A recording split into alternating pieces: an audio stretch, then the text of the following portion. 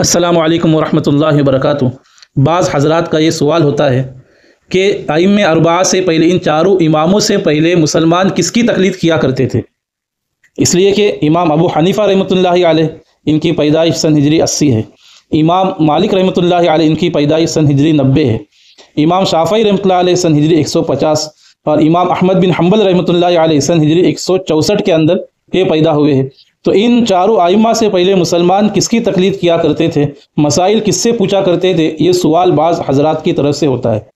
تو جواباً عرض ہے ان حضرات کے لیے، تماموں کے لیے، کہ ان حضرات سے پہلے صحابہ تابعین کا دور تھا۔ اب صحابہ کے دور میں تو یہ صورتحال تھی کہ صحابہ کے اندر بعض صحابہ جو ہے فتویٰ دینے کا کام کرتے تھے، مسائل بتلا دیا کرتے تھے۔ 150 تقریباً ایسے صحابہ ہیں جو مفتی تھے، جو فتویٰ دیتے تھے۔ ان میں بھی بہت سارے ایسے ہیں جو بہت ہی کم فتوے دیتے تھے۔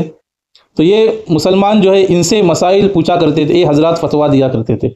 پھر صحابہ کے بعد جب تابعین کا دور آیا ہے تو تابعین کے اندر بھی ہر علاقے کے اندر، ہر شہر کے اندر الگ الگ تابعین میں سے مسئلے بتانے والے ائمہ ہوا کرتے تھے۔ جیسے مدینہ کے اندر حضرت نافع رحمۃ اللہ علیہ تھے، مکہ کے اندر حضرت عطا رحمۃ اللہ علیہ تھے، اور یمن کے اندر حضرت طاؤس رحمۃ اللہ علیہ تھے۔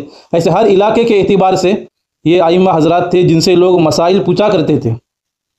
پھر ان کے بعد جب چاروں ائمہ کی یہ فقہ جب مرتب ہوئی، مدون ہوئی، تو تمام معتبر علماء دین نے اس بات پر اجماع کیا کہ اب ان چاروں ائمہ سے کسی ایک کی تقلید جو ہے واجب اور ضروری ہے۔ اس لیے کہ یہ دور جو ہے خود رائے کا ہے اور نفس پرستی، خواہشات پرستی کا دور ہے۔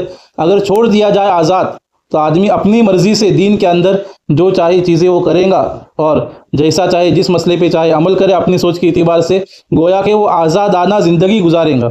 اس لیے ضروری ہے کہ ان ائمہ میں سے ایک کی تقلید کی جائے۔ سبھی سے اعلیٰ بلند و بالا تیرا حوالہ، بڑا نرالا